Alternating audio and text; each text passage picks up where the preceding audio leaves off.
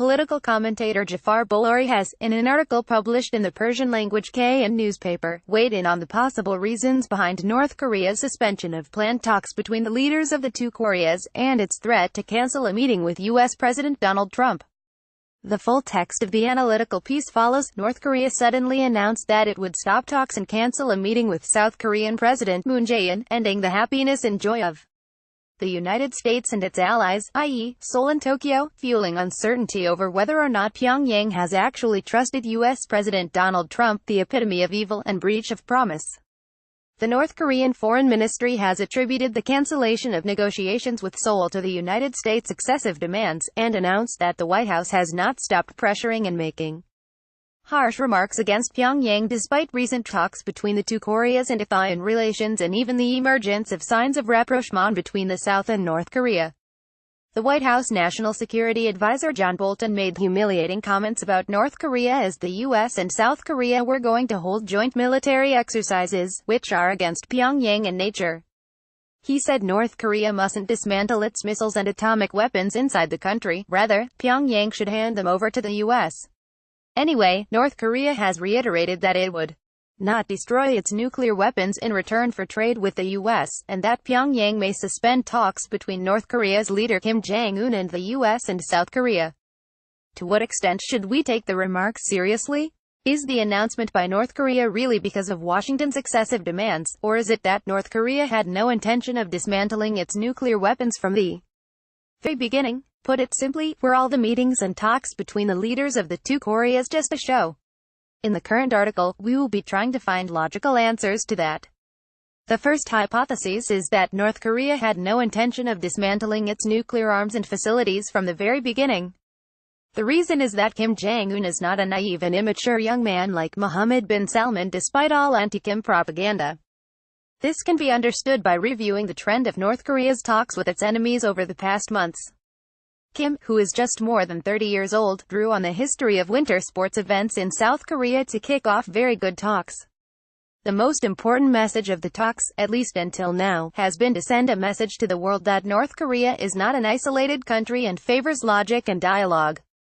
North Korea has made headlines across the world over the past months. Secondly, the North Korean leader knows well that South Korea, Japan and even the U.S., with the economy and status that they have much to lose if war breaks out between them, but North Korea does not have much to lose. A threat or nuclear test by North Korea would disrupt these countries' stock exchanges and seriously challenge their economies.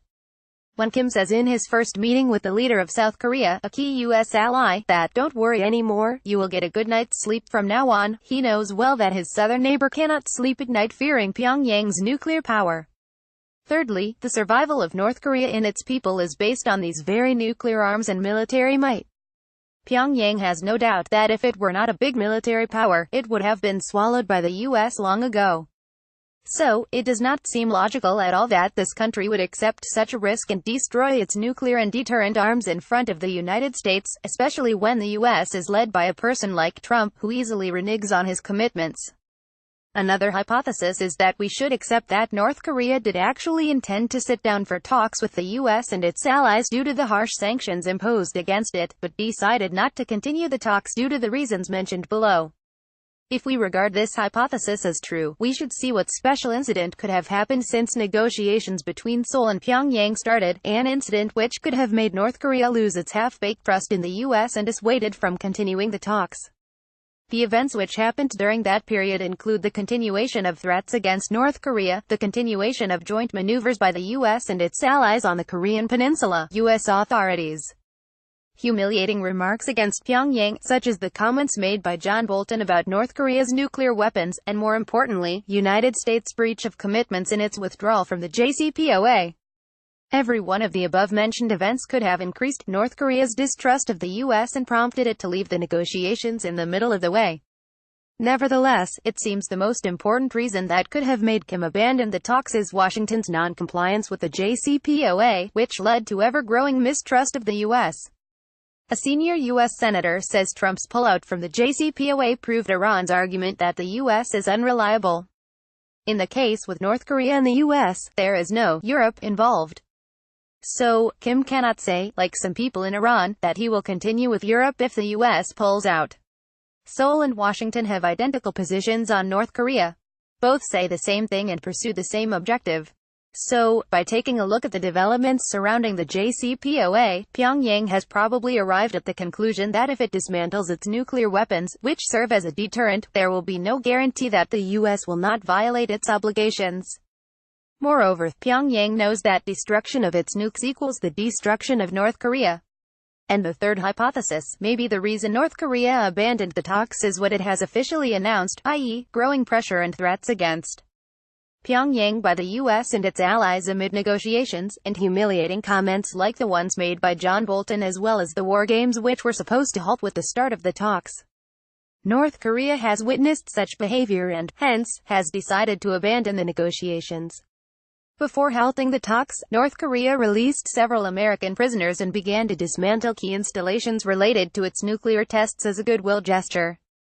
It seems the first hypothesis is closer to reality, i.e., North Korea had no intention of dismantling its nuclear weapons and missiles from the outset. The reason for this claim is what we mentioned earlier. The survival of North Korea depends, more than anything else, on its military might and deterrence capability. Moreover, the part to the talks with Pyongyang is someone like Trump. Kim also has the JCPOA in mind, so, Pyongyang will not risk dismantling its nukes in exchange for trade with the U.S. Moreover, North Korea, with the features it has today, is one of China's key levers to pressure the United States. Furthermore, North Korea's economy is heavily dependent on China. Beijing will definitely not lose this lever easily, no matter what it says in word. Now, it begs the question why North Korea entered into talks if it had no intention of dismantling its nukes. In fact, North Korea's young leader cashed in on Trump and his associates' foolishness, notoriety and breach of promises, and played the dialogue game very well to show Pyongyang favors talks and peace unlike what has been said about it. North Korea began to destroy the main facilities for its atomic tests to show that it is serious in talks, but left the negotiations right when the U.S. went back on its word under the JCPOA and continued its threats and humiliation and war games. This way, Pyongyang told the world that it is the U.S. that is dangerous, isolated and unreliable. Of course, we should wait and monitor both countries' future reactions.